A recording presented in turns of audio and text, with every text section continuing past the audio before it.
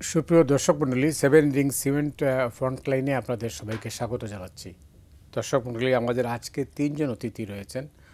শুরুতে আমি পরিচয় করে দিচ্ছি এম এ আজিজ, সিনিয়র সাংবাদিক এবং রাজনৈতিক বিশ্লেষক। আজিজ ভাই, স্বাগত আপনাকে। এরপরে আছেন শরীফুজ্জামান শরীফ, রাজনৈতিক বিশ্লেষক। এরপরে আছেন সাইদ আবদুল্লাহ, রাজনৈতিক বিশ্লেষক। দুজনকে স্বাগত জানাচ্ছি একসঙ্গে। আজিজ ভাই, আপনাকে দিয়ে শুরু করতে চাই।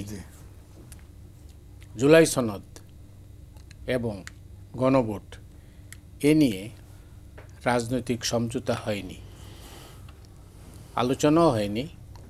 সরকার অবশ্য রাজনৈতিক দলের কাছে বলটা ঠেলে দিয়েছিলেন, কিন্তু রাজনৈতিক দলগুলো ঠিক সেভাবে অ্যাক্ট করে নেয় আর কি। যে কারণে এখন কিন্তু সমঝোতা যেহেতু হয় নাই, তাহলে কি হবে? সংঘাত না, বলছে তো সরকারের পক্ষ থেকে ঘোষণা করা হবে একটা আদেশের মাধ্যমে। সমঝোতা হলো না। সমঝোতা তো হলো না, কারণ জামাত ইসলাম বলল, যখন 7 দিন সময় দিল, জামাত ইসলামের নায়েবে আমির বিএনপিকে দাওয়াত দিল, আপনার আহ্বান করলো যে বসার জন্য। এরপরে ওনারা রাস্তায় নেমে গেল। তো বসার জায়গাটা কোথায় রইল? দুইজন দুই মেরুতে, এখন জামাত এবং বিএনপি দুই মেরুতে। এখন সরকার চলছে আমার হিসাবে সংবিধানের বাইরে, যদিও এটা সাংবিধানিক সরকার। কারণ সংবিধানের বাইরে কিভাবে? 106 অনুচ্ছেদে রেফারেন্স নিয়ে এই সংবিধানকে সমুন্নত রাখার জন্য ওত নিয়েছে। তাহলে এটা সাংবিধানিক সরকার হলো। তো আমার ব্যক্তিগত ওপিনিয়ন হচ্ছে, যেহেতু এটা সংবিধানে ওত নিয়েছে, সুতরাং সংবিধানটা জীবিত আছে। সংবিধান যেহেতু জীবিত আছে, সংবিধানের সাথে সাংঘর্ষিক কোনো কিছু, কোনো আইন, কোনো কিছু করার ক্ষমতা প্রেসিডেন্টেরও নাই, প্রধান উপদেষ্টারও নাই। এদিকে লাস্ট যে কনক্লুশন যেটা টানছে সেটা হলো, জুলাই সনদ নাই, আদেশের উপরে গণভোট হবে। আদেশটাই তো অবৈধ, গণভোট সংবিধানে নাই। তাহলে কি করবেন? আর জুলাই সনদের আইনি ভিত্তি, আইনি ভিত্তি কি করে দিবে? সংসদ ছাড়া আইনি ভিত্তি কেমনে হবে? তারা চাচ্ছেন গণভোটের মধ্যে দিয়ে। গণভোটে তো আইনি ভিত্তি হয় না। গণভোটের জন্য গণভোট দরকার। গণভোট তো আগে সংবিধানে ঢুকাইবেন না। হাসিনা তো গণভোট আউট করে দিয়ে গেছে সংবিধান থেকে। এখন গণভোটটা কীভাবে? ধরেন অনেকে বলে, রেফারেন্স দেয়, জিয়াউর রহমান গণভোট করছে, এরশাদ গণভোট করছে। তখন তো সংবিধান স্থগিত ছিল, এখন তো সংবিধান আছে। সর্বশেষ খবর হলো যে জামাতে ইসলামের একটা জনসভা ছিল ঢাকায়। সেই জনসভা থেকে জামাতের আমির ডাক্তার শফিকুর রহমান আবারও বলছেন যে অবিলম্বে গণভোট চাই। এটাই হলো মূল সুর আজকের জনসভায়। এটাই চাইছে, গণভোট চাই। গণভোট, আমার বক্তব্য হচ্ছে, এই গণভোট ধরেন আপনি গণভোট দিলেন, আপনার মৌলিক সংস্কার আছে 48টা, এখনো গণভোট দিবেন, হলো সমঝোতা নাই। কারণ ওখানে নোট অফ ডিসেন্ট ছিল, সেখানে জামাতেরও 3টা ছিল, এনসিপির একটা ছিল, বাকি কয়েকটা ছিল বিএনপির। তো আপনি সবাই সিগনেচার করছে, জুলাই সনদে স্বাক্ষর করেছে, ওই নোট অফ ডিসেন্ট সহ তাদের হাতে ধরায় দিছে। ফাইনালি ঐক্যমত্য কমিশন আপনার নোট অফ ডিসেন্টগুলো ফেলাই দিয়ে সনদ জারি করে দিছে, আরও অ্যাডও করছে কিছু। তো এটা কোন তেরে করলো? এই পর্যায়ে আপনাকে ধন্যবাদ। আমি শুনবো সাইদ আবদুল্লার কাছ থেকে আইনি ভিত্তিটা নিয়ে পরে। তো আমি শরীফ ভাইয়ের সঙ্গে কথা বলছি। তর্কের খাতিরে মনে করেন যে এই মাসের শেষের দিকে তর্কের খাতিরে বলছি, গণভোট হয়ে গেল, গণভোটে সব নেগেটিভ, মানে না সূচক ভোট হয়ে গেল, না ভোট হলো, তার পরিণতি কী হবে? আপনাকে ধন্যবাদ, দর্শক শ্রোতাদেরকেও ধন্যবাদ, আলোচকদেরকে শুভেচ্ছা। এই ধরনের একটা প্রশ্ন আছে যে আপনি কিভাবে ধরে নিচ্ছেন শতভাগ নিশ্চিত হচ্ছেন? সামগ্রিক বিষয়টা হচ্ছে একটা জগা খিচুড়ির মধ্যে আমরা আছি, এবং এই যে জগা খিচুড়িটা, এই যে অনিশ্চয়তাটা, এটা ম্যানমেড, মানুষ এটা সৃষ্টি করেছে, তৈরি করেছে। যাদের উপরে আপনি আস্থার জায়গাটা রেখেছিলেন, ডক্টর মোহাম্মদ ইউনূস কিন্তু একটা প্রতিশ্রুতি দিয়েছিলেন যে সংস্কার কমিশন, ঐক্যমত্য কমিশন প্রথম যেদিন যাত্রা শুরু করে উদ্বোধনী বক্তব্যে, যে সমস্ত পয়েন্টে আপনারা একমত হবেন, আমরা সেগুলোকে ধারণ করেই নিয়ে চলব। এখন এসে যখন আপনি বলছেন যে না, আপনারা একমত হতেই হবে, কিভাবে হবেন, আঙ্গুল বাঁকা করে আপনাকে বাধ্য করব, তার মানে হচ্ছে এটা হচ্ছে থ্রেট। একটা রাজনৈতিক দলকে আপনি থ্রেট দিচ্ছেন। এক গ্রুপ বলছে যে গণভোট হতেই হবে। আচ্ছা, কালকে যদি বিএনপি ঢাকায় সমাবেশ ডেকে বলে গণভোট হতে দেব না, তাহলে সংঘাতটা মুখোমুখি দাঁড়িয়ে গেল। এই জায়গাটা নিয়ে আসলো কে? নিয়ে আসলো সরকার। আমরা যতই বলি না কেন আলী রিয়াজ তার রেসপন্সিবিলিটি, হ্যাঁ উনি ঐক্যমত্য কমিশনের স্পোকসম্যান ছিলেন, উনি কন্ডাক্ট করেছেন, কিন্তু এটার প্রধান তো আমাদের প্রধান উপদেষ্টা, সভাপতি। তো তার অনুমতি ছাড়া বা তার মতামত ছাড়া এই ধরনের বিএনপির যে নোট অফ ডিসেন্ট সেগুলোকে বাদ দিয়ে দিব, এইখানে এটা যুক্ত করব সেটা যুক্ত করব, এটা কি করা সম্ভব হয়েছে? করা যায়? সাধারণত হয় না, হওয়ার কথা না। কারণ যখনই রাজনৈতিক দলগুলোর মধ্যে কতগুলো সংকট তৈরি হয়েছে, সঙ্গে সঙ্গে কিন্তু তিনি ডেকেছেন, ডেকে কথা বলেছেন। সুতরাং রেসপন্সিবিলিটিটা প্রথমত তার, সেকেন্ড হচ্ছে তার সরকারের। এখন তিনি যখন একটা সংকটের মধ্যে পড়েছেন, তিনি বলটা আস্তে করে রাজনৈতিক দলগুলোর কোর্টে ঠেলে দিলেন। এর ভেতর থেকে আমি যেটা মনে করি, একটা মনস্তাত্ত্বিক চাপ তিনি তৈরি করলেন বিএনপির উপরে। কেন? বিএনপি যেহেতু নির্বাচনের ব্যাপারে বিএনপির কতগুলো সিরিয়াসনেস আছে, আমরা বিএনপিকে অনেকভাবে ক্রিটিক করতে পারি, গত এক বছরে তার আচার আচরণ ইত্যাদি ইত্যাদি অনেক সমালোচনা করা যায়। কিন্তু এটাও তো সত্য যে বিএনপির উদারতার কারণে এবং কতগুলো ইতিবাচক পরিবর্তন যাতে রাজনীতি সংস্কৃতিতে আসে, এই ধরনের একটা ভাবনার জায়গা থেকে বিএনপি কিন্তু তার পুরো শক্তিটা নির্বাচনের দিকে এগিয়ে নেয় না। আমাদের মনে থাকার কথা, আগস্টের 5 তারিখের পরে পল্টনে বিএনপি একটা বড় সমাবেশ ডেকে বলেছিল ভোটের কথা। সঙ্গে সঙ্গে নানা জায়গা থেকে বলা হলো যে না, এই মুহূর্তে ভোটের কথা বলা যাবে না, কারণ কতগুলো পরিবর্তন দরকার। এবং সেই দিকে কিন্তু বিএনপি যাত্রাটা শুরু করলো। তো এখন এসে আমি যেটা দেখতে পাচ্ছি, এমন কৌশলটা নিয়েছে যে বলটা ঠেলে দিব, সবাই মনে করবে যে সমস্ত রাজনৈতিক দলের কোর্টে, নো, এটা বিএনপির কোর্টে ঠেলে দেওয়া। কারণ হলো বিএনপি যেহেতু একটা মোটামুটি একটা ধারণা আছে দেশের মধ্যে, ইলেকশন হলে বিএনপি পাওয়ারে যাবে, সুতরাং বিএনপির দায়িত্বটা বেশি, তোমাকে কুইনাইন খেয়ে এটিকে এগিয়ে নিতে হবে, গণভোটে ইয়েস বলতে হবে। কেন? যেহেতু ভোট হলে, কালকেও যদি ভোট হয় তোমার বিজয়ের সম্ভাবনা বেশি, 2 মাস পরে হলেও সম্ভাবনা বেশি। সেই কারণে বিএনপির এই দুর্বলতাটাকে পুঁজি করে এবং বিএনপিকে এক ধরনের রাজনৈতিকভাবে ব্ল্যাকমেল করার ভেতর থেকে সরকার এই কাজটি করতে চাইছে। আর এর ভেতর থেকে এই সরকারের সবথেকে বড় যে শক্তির দিকটা ছিল, সমস্ত রাজনৈতিক দল তার মনের মধ্যে নানা রকমের কিছু ক্ষোভ ছিল, অভিমান ছিল। ডক্টর ইউনূস যখন বাইরে যাচ্ছেন, মাত্র 3টা দলকে নিয়ে যাচ্ছেন, অন্যদের মনের মধ্যে তো অভিমান ছিল, তারপরেও তাকে কিন্তু সাপোর্টটা করেছে।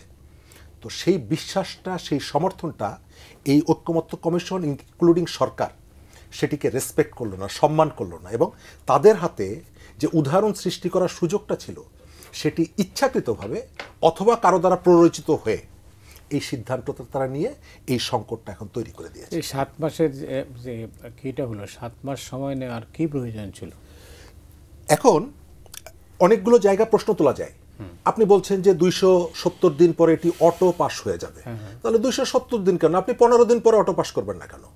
3 মাস পরে, 2 মাস পরে অটো পাস করবেন না কেন? অর্থাৎ এই যে জায়গাগুলো, এই জায়গাগুলো হচ্ছে আমি যেটা দেখতে পাচ্ছি, ঐক্যমত্য কমিশন তারা যে এজেন্ডাগুলো নিয়ে এসেছে, এই এজেন্ডাগুলো কি পলিটিক্যাল পার্টির কাছ থেকে নিয়েছে সব? না, তাদের যে টিমের কতগুলো ভাবনা আমাদের সামনে ছেড়ে দিয়ে, পলিটিক্যাল পার্টিগুলোর সামনে ছেড়ে দিয়ে বলছে তোমার এই বিষয়ে একমত হতে হবে। এই যে সংস্কার প্রস্তাবের মধ্যে কেউ পরপর 2 টার্মের বেশি প্রধানমন্ত্রী হতে পারবে না, তাদের ব্রেন চাইল্ড ইস্যুগুলো, এই যে ইস্যুগুলো কিন্তু তাদের ব্রেন চাইল্ড, এবং তারা এখানে এসে রাজনৈতিক দলগুলোর সামনে ছেড়ে দিয়ে বলছে তোমাদেরকে একমত হতে হবে। তাদেরকে বলে নাই যে তোমরা তোমাদের মতামতটা দাও। তারা এই যে টিম, 4-5 জনের যে টিম, তাদের মধ্যে একটা ভাবনা, সেই ভাবনাটা বাইরের থেকে এসেছে। বাইরের থেকে এসেছে এটি বলা যায়, আপনি যখন সংস্কার প্রস্তাব নিয়ে আমেরিকান দূতাবাসে গিয়ে বৈঠক করছেন, স্বাভাবিকভাবে আমরা ধরে নিতে পারি এটার অনেকগুলো হচ্ছে ইম্পোর্ট করা। তা না হলে বাংলাদেশে অনেকেই তো আছে, আপনি কারোর সাথে তো বসলেন না, শুধু একটা দূতাবাসে কেন? অনেক ধন্যবাদ আপনাকে। সাইদ আব্দুল্লাহ, আইনের ছাত্র হিসাবে কিভাবে দেখছেন আপনি বিষয়টাকে? ধন্যবাদ মতি ভাই, এবং একই সাথে আমার অত্যন্ত শ্রদ্ধেয় দুজন সিনিয়র আলোচক যারা আছেন, আমি সবসময় একটা কথা বলি, আগমনী শীতের শুভেচ্ছা সবাইকে। আসলে আগমনী শীতের ভেতরে ধরেন এইখানে বসে থেকে যদি এই উষ্ণ একটা চায়ের কাপ হাতে নেওয়া যায় তাহলে মনে হয় একটু আরাম আরাম লাগে। দেশ তো আসলে এই অবস্থাতেই চলে যাওয়ার কথা ছিল যে শীত শীত পড়বে, এর ভেতরে ইলেকশনের একটা উত্তাপ ছড়াবে, কিন্তু হঠাৎ করে দেখা গেল ঐক্যমত্য কমিশন যেটা করলো যে শীত শুরু হয়ে গেল, চায়ের বদলে ভেতরে হাত দিয়ে দেখা গেল যে গরম পানি দেওয়া হয়েছে, চায়ের দানি এখন পর্যন্ত দেওয়াটা হয় নাই। এটা একটা সুস্পষ্ট প্রতারণা। এই যে প্রতারণাটা করা হলো, কিছু কিছু ভূমিকা আসছিল, আমি কয়েকটা ক্লিয়ার কাট কথা বলি যে কেন এই প্যাচগুলো ইন্টেনশনালি লাগানো হয়েছে। এটা প্রফেসর ডক্টর মোহাম্মদ ইউনূসেরই কোটগুলোকেই আমি একটু নিয়ে আসবো। উনি কিন্তু একটা কথা বলেছিল যখন ঐক্যমত্য কমিশন গঠিত হয়, যে যেসব দল এই পয়েন্টে একমত হবে না আমরা অফিসিয়ালি লিপিবদ্ধ করে দিয়ে দিব, ওয়েবসাইটেও তুলে দিব, যাতে দেশের জনগণ জানে যে রাজনৈতিক দলগুলো এই পয়েন্টে একমত হয় নাই। ফেয়ার এনাফ, উনি তো অলরেডি সেটা করেছেন। জুলাই সনদে স্পেসিফিক্যালি লেখা আছে কোন দল, বিএনপির এটা নোট অফ ডিসেন্ট কোথায়, অমুক দলের নোট অফ ডিসেন্ট কোথায়, ওয়েবসাইটেও দেওয়া আছে। তার মানে উনি ওনার কাজ রেখেছেন।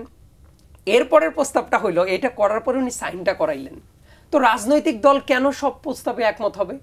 তার আগে সবচেয়ে বড় কথা, ঐক্যমত্য কমিশনের যে 84টা এজেন্ডার পর লাস্টে সনদটা সাইন হচ্ছে, মাই কোশ্চেন ইজ দ্যাট এই 84টা এজেন্ডাই বাংলাদেশের মানুষের একমাত্র আশা, অভিপ্রায়, গণ অভ্যুত্থানের যাত্রা, এটা ঠিক করে দিল কে? ঐক্যমত্য কমিশন। তাহলে তো ওই আলিরিয়াস সাহেব একটা বই লিখেছিলেন কিছুদিন আগে, আমি রাষ্ট্র, ওই যে রাজা চতুর্দশ লুইয়ের কোটটাকে নিয়ে। তো আমার মনে হচ্ছে ঐক্যমত্য কমিশন তাহলে বলতেই পারে যে আমরাই রাষ্ট্র, আর কারো কোনো মতামতের দাম নাই। সো আমার কথাটা হলো, আপনি যেটা করতে চেয়েছিলেন অলরেডি করেছেন। করার পরে একটা জনগণের সুপ্রিম উইল কার? জনগণের। জনগণ জানুক যে ঠিক আছে বিএনপি এটাতে ভেটো দিয়েছে, এটাতে ভেটো দিয়েছে। তারপর জনগণের কাছে আপনি প্রচার চালান যে বিএনপি এটাতে নোট অফ ডিসেন্ট কেন দিল, বিএনপি খুব পচা, বিএনপিকে ভোট দিও না। জনগণ যদি ভোট না দেয়, বিএনপির নোট অফ ডিসেন্ট তাতেও কোনো কাজে লাগে না। আর বিএনপি যে ক্ষমতায় যাবে, একটু আগে ভাইয়া বললেন, আমি বলি কেন, আর একটা সরকার কর্তৃক অনুমোদিত দলের অন্যতম গুরুত্বপূর্ণ নেতা মাঝে মাঝেই বলেন বিএনপি 40 থেকে 50টা আসন পাবে, তারা 150টা আসন পাবে, তারাই ক্ষমতাতে চলে যাবে। সো আমরা তো এটা ভাবতেই পারি না যে বিএনপি ক্ষমতায় যাবে, তাইলে আমরা এটা ধরেই রাখি যে কেউই যাইতে পারে। এই জায়গায় আর একটা ব্যাপার আছে, দেখেন ইলেকশন আর গণভোট, গণভোটও তো ন্যাশন ওয়াইড হয়, একটা বিশাল কলেবরের ইলেকশন। সরকার বারবার বলছিল না যে কম সংস্কার হইলে এই টাইমে ইলেকশন করা সম্ভব, বেশি সংস্কার হলে জুন মাস লাগবে, এপ্রিলের আগে ইলেকশনই করা সম্ভব না। তারপর একটা নেগোসিয়েশন আসলে ঠিক আছে ফেব্রুয়ারিতে করা যায়, কিন্তু ফেব্রুয়ারির আগে ইলেকশন করার মতো কোনো পরিবেশ আসবে না। আমার প্রশ্নটা হইল, ওইটা যদি না করা যায় তাহলে গণভোট করার পরিবেশ কি আছে? গণভোটও তো করার জন্য তাহলে ফেব্রুয়ারির আগে করার পরিবেশ নাই। আজিজ ভাই বলছেন আইনি ভিত্তি চায় তারা। আইনি ভিত্তির যে ব্যাপারটা বলছি, আচ্ছা আইনি ভিত্তির যে ব্যাপারটা বলছি, পৃথিবীর অনেক জায়গায় আমি বলি যে কিছু কিছু বিভ্রান্ত লোকজন আছেন যারা ওই 2024 সালের 7 জানুয়ারি ইলেকশনের আগেও তারা বিভিন্ন রাজনৈতিক দল গঠন করার খায়েশ দেখাচ্ছিলেন। তারা এখন এসে এই বলবে ইলেকশন হলে ভারতের হাতে দেশ চলে যাবে, অমুক যাবে, তমুক যাবে। আইনি ভিত্তির ব্যাপারটা হলো কি, সংসদ কেন আছে? সংসদটাকে আপনি এই কারণেই অ্যাকসেপ্ট করছেন, তারা জনগণের সুপ্রিম উইলের প্রতিনিধিত্ব করছে। এই জায়গায় ব্যাপারটা হইলো, তারা আসার পর অনেক কিছু রেট্রোস্পেক্টিভ ইফেক্ট দিয়ে কাজটা করানো যায়। আপনি এই মুহূর্তে যা যা করবেন, লেটসে পরবর্তী সংসদে XYZ যেই আসুক, তারা এসে মনে করলো যে তাদের মেজরিটি আছে এবং তারা মনে করলো ঠিক আছে যা যা হয়েছে আমরা এগুলো মানি না, কিচ্ছুই করার নাই। তার কারণ তারা তো পিপলস উইলটা নিয়ে আসছে, ম্যান্ডেটটা নিয়ে আসছে, আর এখন যা হচ্ছে সেটা তো পিপলস ম্যান্ডেট নাই। এবং এই জায়গাতে নোট অফ ডিসেন্টের যে আলোচনাটা নিয়ে দেখবেন অনেক ক্ষেত্রে ব্যাশিং করা হয়। আমি সুস্পষ্ট দুইটা উদাহরণ দিচ্ছি যদি একটু সময় অ্যালাউ করেন আর কি। নোট অফ ডিসেন্ট দেওয়াটাই বরং কিছু কিছু ক্ষেত্রে ভালো হয়েছে একটা অরাজক অবস্থায় যাওয়ার আগ দিয়ে। দেখবেন একজন লয়ার আর কি, জামাতের একজন লয়ার 2 দিন আগে বলছিলেন যে বিএনপি তো তত্ত্বাবধায়ক সরকার ব্যবস্থা নিয়ে চাচ্ছে না, অমুক চাচ্ছে না, নোট অফ ডিসেন্ট দিয়েছে। তার মানে জনগণের কাছে উনি বোঝানোর চেষ্টা করছেন এই যে দেখেন এই মুহূর্তে যদি আমরা আইনি ভিত্তি না দেই বিএনপি সে তত্ত্বাবধায়ক সরকার বাতিল করে যাবে। কিন্তু ফ্যাক্টটা কি? ফ্যাক্টটা হলো বাংলাদেশে যে মুহূর্তে ইলেকশনই ছিল না, তত্ত্বাবধায়ক সরকার বাতিল করা হয়েছে, বিএনপি তার 31 দফার ভেতরে ক্লিয়ার কাট বলে দিয়েছে তারা তত্ত্বাবধায়ক সরকার ব্যবস্থা চায়। ফরমেশন নিয়ে ডিবেট হচ্ছে এবং সেই ফরমেশনে বিএনপি একটা না, দুইটা না, 3টা অল্টারনেটিভ ওয়েটা সাজেস্ট করেছে, যেটা বরং ঐক্যমত্য কমিশনের অরিজিনাল সাজেশনের চেয়ে ভালো। ঐক্যমত্য কমিশন আর একটা সাজেশন দিয়েছে চিফ জাস্টিস নিয়োগের ক্ষেত্রে, যে জ্যেষ্ঠতম যিনি থাকবেন তাকেই দেওয়া হবে। মাই কোশ্চেন ইজ দ্যাট কেউ যদি হয় বিচারপতি মানিকের মতো একজন, অথবা জাস্টিস ইনায়েতুর রহিমের মতো একজন যিনি পাবলিকলি বলবেন যে আমি শপথবদ্ধ রাজনীতিবিদ, অথবা তার একটা স্ক্যান্ডাল বের হয়ে গেল, তার মানে কি এইসব বের হওয়া সত্ত্বেও আমরা সিনিয়র মসজিদের জন্যই দিতে হবে? চেক অ্যান্ড ব্যালেন্স থাকবে না রাষ্ট্রে?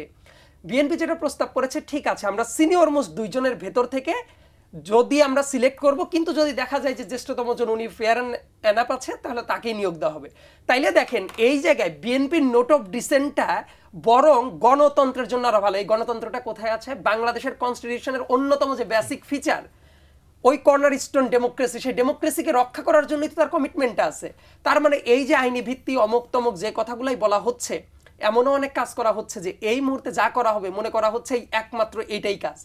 কিন্তু আসল ঘটনাটা হইল জনগণের হাতে যদি ম্যান্ডেটটা থাকে, জনগণই ডিসাইড করবে। এবং এই জায়গায় একটা কথা আছে, রাজনৈতিক দলগুলোর পর অবিশ্বাস করার বহু কারণ আছে, অতীতে অনেক কিছু মানে নাই। কিন্তু জাস্ট আমি শেষ করে দিচ্ছি যে জিনিসটা মানুষের জানা দরকার, বাংলাদেশে আবার গণভোট সিস্টেম ব্যাক আইনগতভাবে চলে এসেছে, সামান্য একটু ফর্মালিটিস বাকি আছে। 13 অ্যামেন্ডমেন্ট মামলা চলছে, 15 অ্যামেন্ডমেন্টের আংশিক বাতিল করে দেওয়া হয়েছে। গণভোট যদি চলে আসে, বিএনপি 2/3 মেজরিটির দরকার নাই, লেটস সে বিএনপির 300টা আসনের ভেতরে 300টা আসন আছে, ইয়েট বাংলাদেশের কনস্টিটিউশনের বেসিক স্ট্রাকচার সংক্রান্ত কোনো কিছু যদি চেঞ্জ করতে হয়, সেটা অবশ্যই গণভোটে দিয়ে দিতে হবে। তার মানে এই যে ফিয়ার মঙ্গারিংটা করা হচ্ছে, এটা না হইলে অমুক হবে তমুক হবে, আদতে এটা ব্যাপার নাই। কারণ গণভোট যদি চলে আসে, বিএনপি 300 আসনের 300টা আসনে পাইলেও বিএনপি এসে যদি বলে তত্ত্বাবধায়ক সরকার বাতিল করব, তার জনগণের কাছেই যেতে হবে। অনেক ধন্যবাদ। দুজনের বক্তব্য আপনি শুনলেন, আপনার কথাও আমরা শুনেছি। তো তাহলে সংকটটা আসলে কোথায়? সংকটটা হচ্ছে পুরোপুরি আন্ডারস্ট্যান্ডিংয়ের, এবং মূল কথা হচ্ছে ক্ষমতায় কে যাবে। ক্ষমতা, কারণ জামাত এখন ক্ষমতায় যাওয়ার জন্য মরিয়া from the very beginning. Islamic দলগুলোকে নিয়ে তারা ক্ষমতায় যাবে, এটা হলো মূল সংকটটা। এখানে শুরু, এটা বলে না কিন্তু এটাই সংকট। এই কারণেই ওনাদের ওখানে জামাতে ইসলামে অনেকগুলো আইনজীবী আছে এবং বেশ চোস্ত আইনজীবী আছে, কিন্তু তারাও বলবে না যে আইনি ভিত্তি তারাও বলে আইনি ভিত্তি দেওয়া যাবে, গণভোট করা যাবে। আপনি বলেন তাহলে সংসদের দরকার কি? সংসদ দরকার। আবার তারপরে বলেন পৃথিবীতে কোথায় আছে 127 দিনের ভিতরে এই সনদ যদি পাস না হয় অটোমেটিক পাস। এটা কি 270? তাহলে কি এটা কি ওই এসএসসি এইচএসসির অটো পাসের মতো নাকি আইন হবে? এটা কোনো কথা? সংস্কার কমিশন তো এমনিই করছে যে এখন সংসদ আইন শুধু প্রণয়ন করবে আর লোকাল গভর্নমেন্ট উন্নয়ন কাজ করবে, আলাদা করে দিচ্ছে এবং এটা অ্যাকসেপ্টেড। এখন আইন করার ক্ষেত্রে সংবিধানকে বাইপাস করার কোনো সুযোগ নাই, কারণ এখন সংবিধান জীবিত।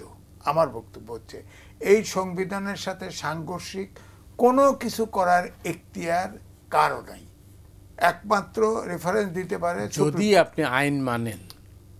যদি মানবেন না কেন? দেশ আছে, আইন মানবেন না, সেটাই বলছি। তাহলে তো জঙ্গলের দেশ ঘোষণা দেন, জঙ্গলের দেশ, আদিম যুগে চলে যান। আইন মানবেন না, তাহলে আদিম যুগ ঘোষণা করেন যে আমরা আদিম যুগের বাসিন্দা। বাংলাদেশ আইন মানে না, আদিম যুগের বাসিন্দা। এই কিছুদিন আগে একটা ইউরোপিয়ান দেশে গেলাম, যা দেখলাম যে কোনো মানুষের কাজ নাই, সব অটোমেশনে চলে গেছে দেশ, পৃথিবী। আমরা এখনো সেই সনাতনী কায়দার মধ্যে পড়ে আছি, কত পিছিয়ে আছি দেখেন। পৃথিবী বদলে গেলেও আমরা তো বদলাই নেই। না, আমরা বদলাই নেই, বদলানোর চেষ্টাও নাই।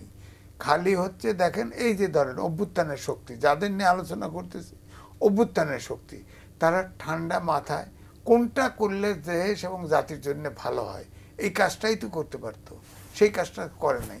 টার্গেটটা হচ্ছে আমি ক্ষমতায় যাব।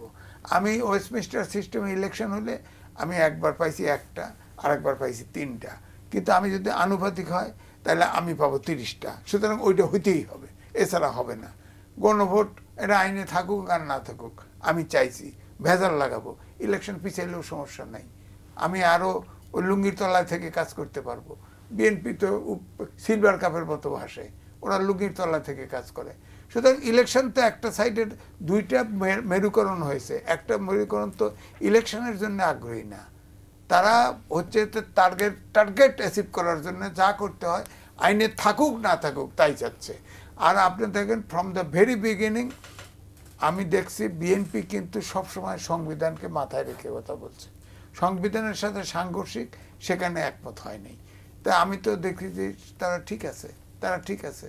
সুতরাং আমি এই ক্ষেত্রে 7 দিন সময় দিয়েছিল, একমত হতে পারে নাই, হবেও না। আপনি বলেন যে এই যে আপনার 30টা দল বসছে 25টা দল স্বাক্ষর করেছে। 25টাই 30টা দলের আদর্শ নীতি আলাদা। তাদের এক ঐক্যমত্যে আনা, এক দলে আনা, একটা ইস্যুতে সবাইকে ঐক্যবদ্ধ করা, এটা তো অবৈজ্ঞানিক চিন্তা। এই চিন্তাটা মাথায় আসলো কেন যে সবগুলো দলকে এক ঘোষণা দিতে হবে? এটা অবৈজ্ঞানিক কথা। আপনি 84টার সংস্কার আলোচনা হয়েছে, এর ভিতরে যেগুলো ইমপ্লিমেন্ট করে ফেলছে, কিন্তু এখন 48টা সংস্কার, মৌলিক সংস্কার, এইটা নো কনফিডেন্স আছে, অন্য কোনো এটার ভিতরে নাই, এগুলো আপনার গণভোটে যাওয়ার কথা। আপনার জুলাই সনদে সবাই এগ্রি করেছে, যখনই আইনি ভিত্তির প্রশ্ন আসছে প্যাঁচ লেগে গেছে। হ্যাঁ, তখন বিএনপি এটাতে আপত্তি করছে। এখন তো লাস্ট কথা কয়ে দিছে যে তারা মানে মূল কথা দাঁড়াইছে সংবিধানের সাথে সাংঘর্ষিক কোনো কিছুতে বিএনপি নাই। হ্যাঁ, রাস্তায় নামো, ফাটাও, চাপড়ো করো। এখন ধরেন এই যে যেমন শরীফ ভাই বললো বিএনপি জামাতরা নামছে, এখন বিএনপি যদি তার সাথে শরিক দল নিয়ে রাস্তায় নামে, দেশটার অবস্থা কোথায় যায়? দেশের প্রতি সেদিকেই কিন্তু যাচ্ছে পরিস্থিতি। না, তার আগেই সমাধান হয়ে যাব। কি সমাধান হবে? সমাধান হবে এমনিতে রাস্তায় একটা মিটিং করলেই তো শূন্যতা, রাজনৈতিক শূন্যতা তৈরি হয়ে যাবে। রাজনৈতিক শূন্যতা থাকে মতি ভাই, আপনি সিনিয়র মানুষ, শূন্য কেউ পূরণ করবে? আমাদের চোখে না থাকার পূরণ করে ফেলবে। দেশটা তো ওই জায়গায় যাচ্ছে। এটা তো কেউ চিন্তা করছে। হ্যাঁ, এটা তো কেউ চিন্তা করছে না। চিন্তা করবে না কেন? রাজনীতিবিদ কি? তাহলে আমি বলবো, এই জন্য বলা হয়তো, আগেও বলতো, আওয়ামী লীগের সময় বলছি, সবল সামাজিক সূচকে একটু একটু আগায়, রাজনৈতিক সূচকে আমরা পিছিয়ে থাকি, অথচ আমরা রাজনীতিবিদদের উপরেই নির্ভর করি। বাংলাদেশের রাজনীতি কি বাংলাদেশিরা ঠিক করেন? না, করে না। এখন তো কইতেছে যে ভারত আমেরিকা দুজনের ভিতরে সামরিক চুক্তি হয়ে গেছে, তারা তো বলতেছে এখানে অংশগ্রহণমূলক নির্বাচন চায়, তারা ইনক্লুসিভ নির্বাচন, অর্থাৎ আওয়ামী লীগও নির্বাচনে থাকুক, এটাই চায়। তো এটা হলে তো আবার সমাধান হলো না। সুতরাং ওইখানে শূন্যস্থান যারা পূরণ করবে তাদের কেন হবে না? কেমনে হবে? কেন মানে আওয়ামী লীগের ব্যাপারে তো একটা সিদ্ধান্ত নিতে হবে না? আওয়ামী লীগের তো কোর্টে আগে এক্সিকিউটিভ অর্ডারে একটা মব তৈরি করা হলো, এক্সিকিউটিভ অর্ডারে তাদের অ্যাক্টিভিটিস নিষিদ্ধ করা হলো, অ্যাক্টিভিটিস নিষিদ্ধ করা হয়েছে। আপনি বলেন তো এটা কোন সায়েন্সে কুলায় যে সবচেয়ে বড় দল ছিল সেই দলের অ্যাক্টিভিটিস বন্ধ করলেন, যারা টাকালা, যারা অন্যায় করছে, যারা চুরি করছে, সব দেশের থেকে ভেঙে গেছে, নিরীহ লোকগুলো দেশে পড়ে আছে, তাদের অ্যাক্টিভিটিস কি? জন্মগত সূত্রে জন্মগত অধিকার আমার ভোট দেওয়ার, আপনি ভোট দিতে দেবেন না? তো এইটাও তো সিদ্ধান্ত ঠিক হয়। এখন আবার কেউ মামলা করছে ট্রাইব্যুনালে যে আওয়ামী লীগ সন্ত্রাসী সংগঠন, সেই কারণে হয়তো নিষিদ্ধ করতে পারে। নিষিদ্ধ করতে হলে কোটি কোটি লোক কেমনে হজম করবে দেখেন। দেখা যাক, দেখি শরীফ ভাই কি বলেন। তো আচ্ছা, মৌলিক প্রশ্ন হচ্ছে যে বিতর্কের মধ্যে দিয়ে, বিতর্ক হওয়া ভালো, এটা দেশের জন্য বিতর্ক হওয়া ভালো, কিন্তু বিতর্কে আমরা যা দেখছি প্রত্যেকেরই একটা উদ্দেশ্য আছে, কারণ উদ্দেশ্য থাকবেই, কিন্তু একটা পয়েন্টে তো যাই আমাদেরকে একমত হতে হবে। ধন্যবাদ। আজকে কিন্তু ঐতিহাসিক 1/11 বাংলাদেশের রাজনীতিতে অনেক ঘটনা 1/11 যেমন ঘটিয়েছে, এবং অনেক ঘটনার সূত্রপাত সেখান থেকে, আবার অনেক ঘটনার কনক্লুশন সেটাই। যারা 1/11 এনেছিলেন তারা শুধুমাত্র 1/11 কি নভেম্বরে আসছে? একটা নভেম্বর তো না, জানুয়ারি, মানে আজকে নভেম্বরের 11 তারিখ, আচ্ছা, ওইটা হলো জানুয়ারি যাচ্ছে। তো আমাদের এখানে এই যে ঘটনাগুলো নিয়ে আসা হয়েছিল তার পেছনে একটা উদ্দেশ্য ছিল। ঠিক আজকে যদি আপনি দেখেন, ঐক্যমত্য কমিশন, আমাদের আলী রিয়াজ স্যাররা, তাদের মাথার মধ্যে একটা ধারণা আমি দেখতে পাই যে তারা রাস্তায় কতগুলো কাটা বিছিয়ে রেখে যাব, পরবর্তী যে সরকার আসবে সেই সরকার যাতে রাষ্ট্র পরিচালনার ক্ষেত্রে অনেক ধরনের চ্যালেঞ্জের মুখে পড়ে। সংস্কার ইস্যুতে দুদক পুনর্গঠন, সেখানে একটা জায়গায় বলা আছে যে দুদক, এটি একটা সার্চ কমিটি হবে, সরকারি দলের থাকবে 2 জন, বিরোধী দলের থাকবে 3 জন। বিএনপি এটা নোট অফ ডিসেন্ট দিয়েছে, কারণ আমাদের পলিটিক্যাল যে কালচার, সেই জায়গায় সরকারি দল এবং বিরোধী দল একসঙ্গে একমত হয়ে একটা সিদ্ধান্ত গ্রহণ করবে, এটি অনেকটা চ্যালেঞ্জিং। তাহলে আপনি এটা জানেন না এই ভদ্রলোক যারা, তারা তো বাংলাদেশেরই মানুষ। আপনি এই ধরনের একের পর এক প্রতিষ্ঠানগুলোতে এই যে কাহিনী তৈরি করে রাখলেন, এর পেছনে একটা উদ্দেশ্য আছে। উদ্দেশ্যটা কি? উদ্দেশ্যটা হচ্ছে কন্ট্রোল করা। সরকার যেটা আসবে, সরকারকে আমরা কন্ট্রোল করব, এবং সেই কন্ট্রোলের জায়গা থেকে বাংলাদেশের ঠিক এই মুহূর্তে আমি যেটা দেখতে পাচ্ছি, একটা বড় রাজনৈতিক শক্তি তারা মোটামুটি একমত হচ্ছে বা প্রস্তুতি নিচ্ছে যে বিএনপিকে ক্ষমতা আসা ঠেকাবো। এবং এইটার সঙ্গে শুধুমাত্র আমাদের এই যে ডোমেস্টিক পলিটিক্যাল যে এগুলো আছে, ফোর্সগুলো আছে, তারাই যুক্ত তা না, পেছনেও থেকেও অনেকে কলকাঠি নাড়াচ্ছে, আবার দূরে থেকেও কলকাঠি নাড়াচ্ছে। সুতরাং এই মুহূর্তে নির্বাচনটাকে যদি পিছিয়ে দেওয়া যায়, এই দাবিটা যারা করছে এবং সেই ধরনের অ্যারেঞ্জমেন্টটা যারা করছে, তাদের সাথে নির্বাচন দেরি হয়ে গেলে আওয়ামী লীগের সুবিধা। এবং এই দুটো শক্তির একটা, আমার ধারণা যে হিডেন একটা সম্পর্ক আছে, আন্ডারস্ট্যান্ডিং আছে। নির্বাচনটা যদি দেরি হয়, ডক্টর মোহাম্মদ ইউনূস কিন্তু বিদেশে বলে এসেছেন যে আওয়ামী লীগ তো নিষিদ্ধ হয়নি, আওয়ামী লীগ তো নিষিদ্ধ করে নেই, সাময়িক সময়ের জন্য আমরা তাদেরকে স্থগিত করে রেখেছি, তবে যদি সেই রকমের পরিস্থিতি হয় তাদেরকে নিয়ে আসবো। আমার ধারণা নির্বাচনকে যতই আপনি বিলম্বিত করবেন, ওই ধরনের একটা কনক্লুশন সামনে রেখে এই কাজটা করা হচ্ছে। নির্বাচন বিলম্বিত হলো মনে হয়, তাতে জামাতের কি লাভ? জামাতের লাভটা হচ্ছে এই সময়কালে স্বাভাবিকভাবে আমরা মোটামুটি কিন্তু দেখছি বিএনপির নেতাকর্মীদের একটা বড় অংশ তারা সেন্ট্রাল কমান্ড উপেক্ষা করে যে ধরনের চর্চার মধ্যে জড়িয়ে গেছে, এটা একটা দলের জন্য ইতিবাচক না। দ্বিতীয়ত, এই ঘটনাগুলো জনসমর্থন কমিয়ে দেয়। গত পরশুদিন তারা নিজেরা মারামারি করেও একটা নিজেদের কর্মী ময়মনসিংহে হত্যা করেছে। আপনি ধরেন ওই পরিবারটি আগামীতে নির্বাচন হলে বিএনপিকে ভোট দেওয়ার ক্ষেত্রে অন্তত 3 বার ভেবে তারপরে ভোটটা দিবে, কারণ এরা আমার মায়ের বুক খালি করেছে, এই যে ইমোশনটা। সুতরাং এই ঘটনাগুলো বিএনপি কঠোরতা অবলম্বন করার পরেও তাদেরকে যেহেতু থামাতে পারছে না, সুতরাং সময়টা যত বেশি যাবে বিএনপির জনপ্রিয়তার জায়গাটা কিন্তু কমে আসবে।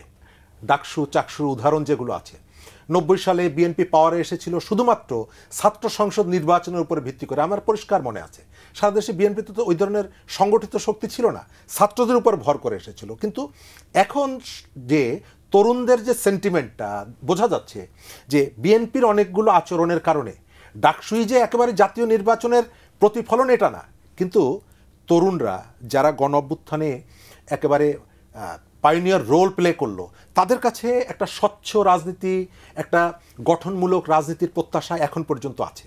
তারা যখন বিএনপির এই ধরনের কতগুলো কাজের সাথে যুক্ত হতে দেখলো, তাদের মনের মধ্যে ক্ষোভটা তৈরি হচ্ছে। সুতরাং এটি যদি আপনি সময় বাড়ান, তাহলে এই ঘটনাগুলো আরও যত বেশি ঘটবে, তত এই ক্ষোভটা তৈরি হবে সমাজের মধ্যে, এবং ভোটের যে ব্যাংকটা আছে। কিন্তু রাজনীতি তো ওই জায়গায় দাঁড়িয়ে নেই, আপনাকে থেমে থাকবে না। আপনি নিশ্চয়ই লক্ষ্য করেছেন, 24 ঘন্টার থেকে আমরা লক্ষ্য করছি দেশে একটা অস্থিতিশীল পরিস্থিতি তৈরি করার চেষ্টা চলছে। যে এই পরিস্থিতিটা হবে, রায় ঘিরে এইটা হইতে পারে। তো সেইটাকে কেন্দ্র করে এখন যা পরিস্থিতি, এটা কাল সকালে কি হবে বা পরশু কি হবে, এটা কি জামাত নেতারা বুঝতে পারছেন না?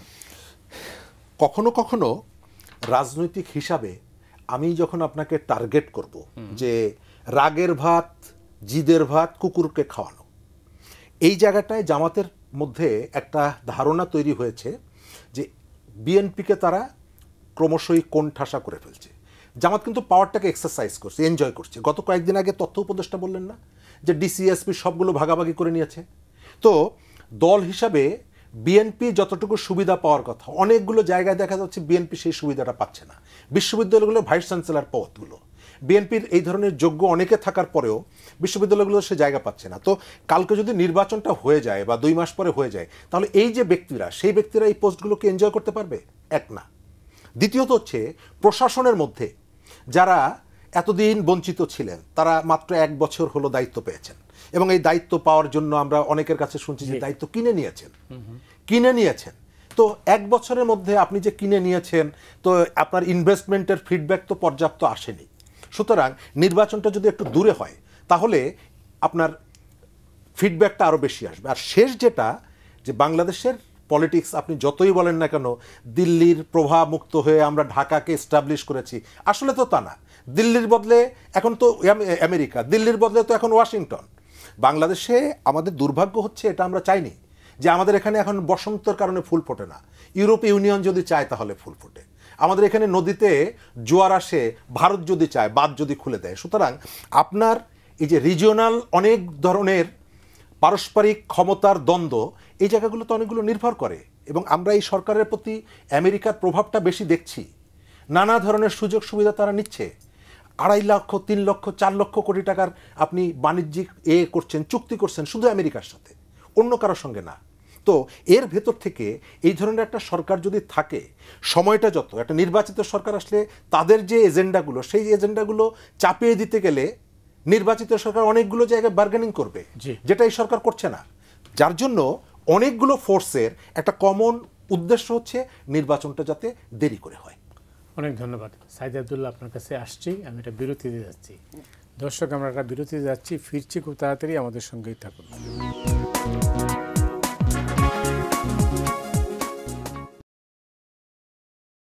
সুপ্রিয় দর্শক মণ্ডলী, 7 রিং সিমেন্ট ফ্রন্টলাইনে স্বাগত জানাচ্ছি আবারও। আমাদের সঙ্গে রয়েছেন এম.এ. আজিজ, শরীফুজ্জামান শরীফ, সাইদ আব্দুল্লাহ। বিরতির আগে আপনাকে আপনার টান ছিল, আপনার সাইদ আব্দুল্লাহ, আপনি যেটা শুনছেন, শরীফ ভাই যেটা বললেন, সমাধান সূত্র কিন্তু আমরা এখনও পাইনি। সরকার হয়তো সমাধান দেওয়ার চেষ্টা করছেন, সরকার যেটা বলবেন সেটা কোনো পার্টি নাও মানতে পারে, মানে কিন্তু সমঝোতা হয়ে গেছে সেটা কিন্তু ভাববার কোনো কারণ নেই। এই জায়গায় আমার মনে হয় যে সংকট যেহেতু ঐক্যমত্য কমিশনই লাগিয়েছে, ওই গিট খোলার দায়িত্ব তাদের নেওয়া উচিত। এবং এই জায়গায় ব্যাপারটা খুবই সিম্পল, যে প্রমিসের উপরে ভিত্তি করে আপনি তাদেরকে সাইন করিয়েছিলেন, সরাসরি বলবেন যে নোট অফ ডিসেন্টের হিসাবটা আমরা চেয়েছিলাম যে সবার কাছে উন্মুক্ত করে দিতে, আমরা দিয়েছি, জনগণ এরপর কাকে ভোট দিবে এটা জনগণ ডিসাইড করুক। অর্থাৎ নোট অফ ডিসেন্ট যদি থাকে এবং 270 দিন অটোপাসের মতো মানে এরকম উল্লুকপনা কোনো আইন যদি না থাকে, আমার মনে হয় যে ওই কেন্দ্রিক যে জটিলতার জায়গাটা সেটা মোটামুটি সেটেল করা সম্ভব। গণভোটের যে ইস্যুটা এসেছে, ঠিক আছে, সেটা ক্ষণিকের জন্য যদি আমরা অনেক কিছু একটা সমাধানের দিকে আগাইতেও চাই, একটা গণভোট করতে কি পরিমাণ খরচ হয়, একটা ন্যাশনাল ইলেকশনের মতো অনেক হিউজ খরচটা হবে। সো এটা যদি আমরা চিন্তা করি, তাহলে বাংলাদেশের ইকোনমি যে মুহূর্তে ক্রমান্বয়ে কমছে, এই টাইমে 2024 সালের 7 জানুয়ারি একটা ইলেকশন হইল, নভেম্বরে যদি একটা গণভোট হয়, আবার যদি ফেব্রুয়ারিতে একটা ইলেকশন হয়, তার মানে যে টাইমে ইলেকশনের স্প্যান হওয়ার কথা ছিল একটা, ওই টাইমে হয়ে যাচ্ছে 3টা। ওইটা অ্যাফোর্ড করার ক্যাপাসিটি বাংলাদেশের ইকোনমির নাই।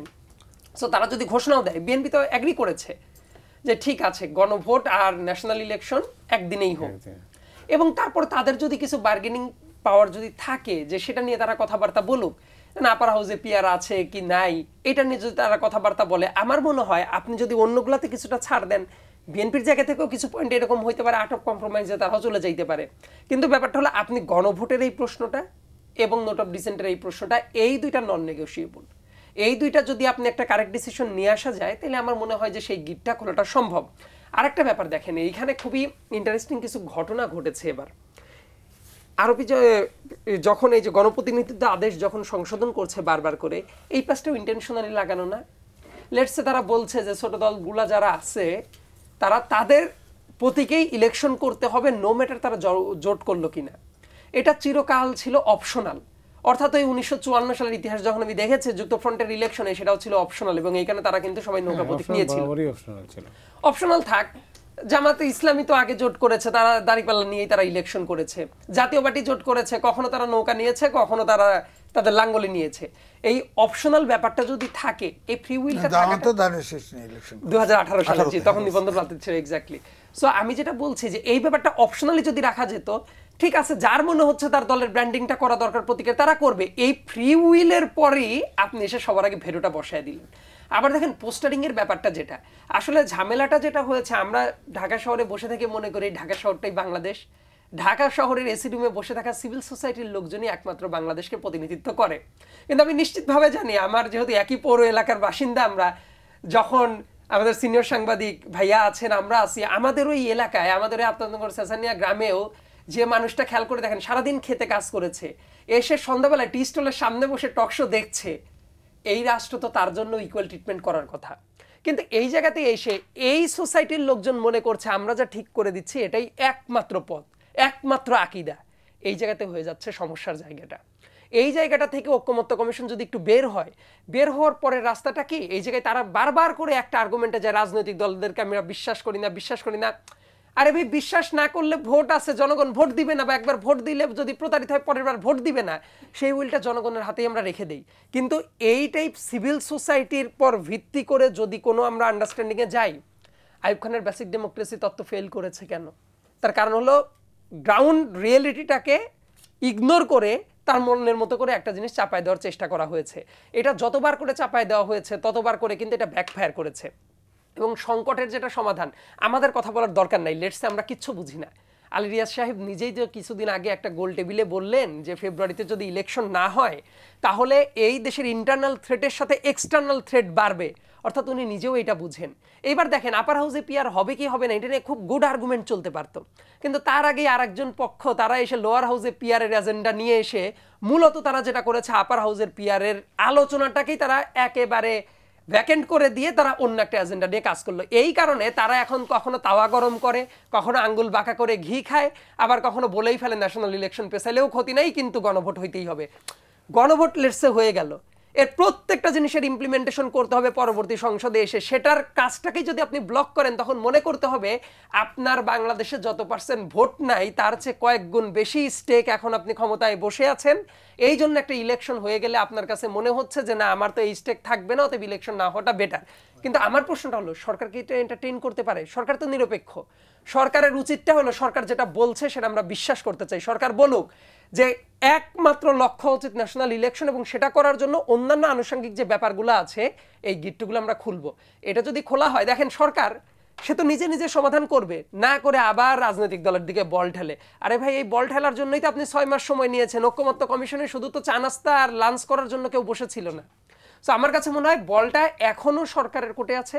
সরকার ইচ্ছা করলে 2 দিনের ভেতরে এই সংকটের সমাধান হওয়া দরকার, কিন্তু সরকারের ভেতরেরই একটা অংশ যদি মনে করে তারা সরকারের চেয়েও বড় সরকার হবে, তখন আমার মনে হয় যে অনাস্থার জায়গাটা বাড়তে থাকবে। ধন্যবাদ। সাইদ আব্দুল্লাহ একটা কথা বলেন, সরকার নিরপেক্ষ, আপনার কি মনে হয় তাই? না, কেন? সরকারের পার্টি আছে, পার্টি আছে? ডাইরেক্ট পার্টি এনসিপি, আর বি টিম হলো জামাত ইসলাম, এগুলো তার পক্ষের। সব এই সরকারের সব অ্যাকশনের সাথে এরা এনসিপি যা চায় বাস্তবায়ন হয়েছে, জামাত যা চায় সেগুলি হয়। সুতরাং ওনারা নিরপেক্ষ না। নির্বাচন নিরপেক্ষ হতে হলে সুপ্রিম কোর্টে তত্ত্বাবধায়ক সরকার ঝুলতেছে, ওইটি আইনে তত্ত্বাবধায়ক সরকারের মাধ্যমে নির্বাচন করা উচিত। ওনারা নিরপেক্ষতা তত্ত্বাবধায়ক আসলে তো এই সরকার আর থাকে না, থাকবে না। এই সরকার তো ফেল করছে। আপনি কেন ফেল করছে বলেন? সামনের বছর বিশ্ব ব্যাংক ঘোষণা দিয়েছে গত বছর যে এবারে জিডিপি গ্রোথ হবে 3.5%, সর্বকালের সর্বনিম্ন। আপনার অলরেডি আমরা 3-এর ঘরে ঢুকে গেছি। এতেও আমাদের আনন্দ। দুর্ভিক্ষ তো সামনের মাসে তো দুর্ভিক্ষ হচ্ছে। আপনি মধ্যবিত্ত নিম্ন মধ্যবিত্তে চলে গেছে, নিম্ন মধ্যবিত্ত হতদরিদ্রে চলে গেছে, হতদরিদ্র তো খাবার নাই, ভিক্ষুক হয়ে গেছে, বেকারত্ব বাড়ছে ডাবল। আপনি কি করবেন বলেন? এই দেশে IMF এর লোন নিছেন, লাস্ট কিস্তি তাও শেখ হাসিনার সময় দিছে, সব লোন ডিসবার্স করছেন সব শর্ত মেনে নিয়ে। আপনি আমেরিকায় ওই যে ট্যাক্স বসাইছে, ওখানে গোপন চুক্তি করে আসছেন না অন্তর্বর্তীকালীন সরকার? ওর ভিতরে কি আছে? ওর ভিতরে কি আছে? ওখানে স্বাধীনতার সার্বভৌমত্ব থ্রেটেন আছে কি না আমাকে ভাবতে হবে। কারণ আমি বহু আগে বহুত রিপোর্ট করছি, আমাকে হিল ট্যাক্সে করছিল, রিপোর্ট করতে পাঠাইছিল। আমি 6টা রিপোর্ট করেছি, আমি হিল ট্যাক্সের সব জানি। ওরা তো 95% একটা ধর্মের হয়ে গেছে, খালি সেটেলার বাদ দিয়ে। তারা তো ধরেন 3টে হিল, আরাকান, তিব্বত, মিজোরাম, এটা নিয়ে আলাদা একটা স্টেট করতে চায়। আমরা সেটার ভিতরে ঢুকলাম কিনা, আমরা করিডোর মানবিক করিডোর দিচ্ছি কিনা? পর তো দিয়েই দিছি। আবার 80টা রাষ্ট্রে আছে, আপনার সামরিক ঘাঁটি আছে আমেরিকার, সেই ঘাঁটি দিচ্ছি কিনা? এগুলো আপনি যদি গোপন চুক্তি অন্তর্বর্তীকালীন সরকার কি করে বলেন? ওর ভিতরে কি আছে জানি না তো। কেউ জানেন? কেউ জানেন না। আপনি তো প্রেসিডেন্টের কাছে একটা এনে ফাঁস করে লাগাই দিচ্ছেন। এই জন্য আমি বলছি যে হয় সরকারগুলোকে ঐক্যমত্য হতে হবে, ঐক্যমত্য হয়ে সংসদের কাছে যেতে হবে এন্ডোর্স করতে। সেটা সম্ভব না, সেটা হবে না। তাহলে গণভোট, গণপরিষদ, সংসদ নির্বাচন একসাথে করবে, করে অন্তত বলা যাবে যে কোনটা আগে কোনটা পরে, এটা বলে না, সংসদের কাছে ফাইনালি নিয়ে এন্ডোর্স করে নেওয়া। তাছাড়া তো আমি রাস্তা দেখি না। ডক্টর আনু মোহাম্মদ একটা অভিযোগ করেছেন, বলছেন যে দেশের সম্পদ বিদেশিদের হাতে তুলে দেওয়ার জন্য এই সরকারের উপদেষ্টারা প্রকাশ্য এবং গোপনে তৎপরতা চালাচ্ছেন। আপনার কি তা মনে হয়? আমি এই কথাটা শতভাগ সমর্থন করি এবং এর পক্ষে যুক্তি ও তথ্য আছে। আপনি এই সময়কালে দেখছেন যে সরকার অনেকগুলো, যেমন এই যে সরকারি কর্মচারীদের বেতন সংক্রান্ত তারা সিদ্ধান্ত নিচ্ছে যে নির্বাচিত সরকার এসে করবে। এখন পর্যন্ত সরকারের যে আমাদের রোডম্যাপটা আছে, তারা বলছে যে ফেব্রুয়ারির দ্বিতীয় সপ্তাহে বা তৃতীয় সপ্তাহে বাংলাদেশ একটা নির্বাচিত সরকার পাবে। আপনার 3টা বন্ধ প্রথম দিকে, হ্যাঁ আপনার সপ্তাহ শুনি নেই, আপনার মানে ফেব্রুয়ারির যে নির্বাচন ফেব্রুয়ারির মধ্যে আমরা একটা নির্বাচিত সরকার পাবো এখন পর্যন্ত যে প্ল্যান। তো আপনার যে 3টা বন্দর, এই বন্দর আপনি একদিন 2 দিনের জন্য কিন্তু লিজ দিচ্ছেন না। এই বন্দরগুলো গড়ে তুলেছেন আপনার নিজস্ব অর্থায়নে। আপনি তৈরি করলেন ভবনটা, করে আরেকজনের কাছে দিয়ে দিচ্ছেন, তার কিন্তু এস্টাবলিশমেন্টের যে খরচটা সেটা তার লাগছে না। সে আপনার কইয়ের তেল থেকে কই ভেজে নিয়ে যাচ্ছে। দ্বিতীয়ত হচ্ছে 1.5 মাস আগে আপনি এই ধরনের একটা গুরুত্বপূর্ণ সিদ্ধান্ত আপনি কেন নিচ্ছেন? এবং আপনি অন্যান্য বিষয়ে পলিটিক্যাল পার্টির সাথে কথা বলেন, কিন্তু বন্দর লিজ দেওয়ার ব্যাপারে আপনি কি কারোর সাথে কথা বলেছেন? বাংলাদেশের সমস্ত পলিটিক্যাল পার্টি তারা কিন্তু বলছে যে এই বন্দর দেওয়া যাবে না, কিন্তু আপনি কারো কথা শুনবেন না। কি বলছেন? আমরা শুধু তো ম্যানেজমেন্টের দায়িত্ব দিব। কত বড় বেকুব! আচ্ছা, বন্দর কি তুলে নিয়ে যে আরেক দেশে নিয়ে যাওয়ার বিষয়? জায়গাটাই তো ওইটা, ভালোটা যেটা ইনকাম করে সেটা দিছে। দ্বিতীয়ত হচ্ছে আপনি দেখতে পাবেন গত 1 বছরে আমাদের ডক্টর মোহাম্মদ ইউনূস কিন্তু ঠান্ডা মাথায় হেসে হেসে কথা বলে অনেকগুলো জায়গায়, নমনীয়তা। কিন্তু একবার তিনি জাতির উদ্দেশ্যে ভাষণ দিলেন যখন, তখন বললেন যে বন্দর নিয়ে যারা ঠেকাতে চাইবে তাদেরকে প্রতিহত করুন। আমি এই পর্যন্ত তার শাসনে অসংখ্য সমাজবিরোধী, রাষ্ট্রবিরোধী, আইন শৃঙ্খলা পরিপন্থী অনেক কাজ হয়েছে, তিনি কঠোরতা দেখান নাই। যখন বলা হলো যে আমরা লং মার্চ করব, বন্দর ইজারা দিতে দেব না, উনি জাতির উদ্দেশ্যে ভাষণ দিয়ে বললেন এদেরকে প্রতিহত করুন। অর্থাৎ সরকারের একটা কমিটমেন্ট আছে কারো না কারো প্রতি। এই যে আজিজ ভাই যেটি বললেন, আমেরিকার বার্মা একটা তো এই যে নতুন একটা রাষ্ট্রের কথা বলাই আছে, এপার আর ওপার নিয়ে, বাংলাদেশের একটা ভূখণ্ড নিয়ে। সুতরাং ডিজাইনটা লম্বা ডিজাইন। এর পেছনে আমি ওই যেটি বললাম যে আমাদের এখানে ফুল ফোটার পেছনেও ইউরোপীয় ইউনিয়ন বা অমুকের কতগুলো আছে। শেষ করে দিব এই জায়গাটায় সৈয়দ আবদুল্লাহ যেটা বলেছে, আমি এটিকে পারফেক্ট মনে করি। আপনার যে সনদে আপনি স্বাক্ষর করেছিলেন, ঠিক ওই পর্যায়ে যদি আপনি রাখেন তাহলে সংকটটা দূর করা যায়। এবং ডক্টর ইউনূসের সংশ্লিষ্টতা আমি কেন বলি, আমেরিকার থেকে দলগুলোর সাথে আসার পরে 3টি দল দেখা করেছিল, মনে আছে নিশ্চয়ই। প্রথম বিএনপি, তারপরে এনসিপি, জামাত। সমকাল একটা রিপোর্ট করেছিল তখন।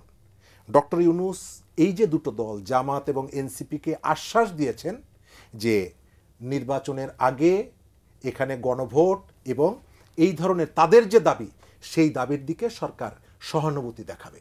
সমকাল রিপোর্টটা করেছে। যে প্যাচটা লেগেছে এটা ইচ্ছাকৃত প্যাচ। আলী রিয়াজরা এসেছিল এই ধরনের একটা সংকটে ফেলার জন্য, এবং এটি দেশ এবং দেশের বাইরে থেকে এটি করানো হয়েছে। এই সরকার সেই কাজটি করছে এবং আমাদেরকে একটা সংকটের মধ্যে ফেলে দিল। অনেক ধন্যবাদ সাজ্জাদুল্লাহ। আপনাকে দিয়ে শেষ করব। আইনি ভিত্তি এই নিয়ে বলা হচ্ছে যে এটা অর্ডিন্যান্স জারি করে সেটা করা হবে। অর্ডিন্যান্স কে জারি করবে, প্রেসিডেন্ট না তত্ত্বাবধায়ক সরকারের প্রধান? আমি খুবই সিম্পলি আইনি ব্যাখ্যা যদি বলি, we look at article 93 of our constitution, তাহলে এটার খুবই সুস্পষ্ট ব্যাখ্যা আছে যে একটা অর্ডিন্যান্স কে জারি করতে পারে।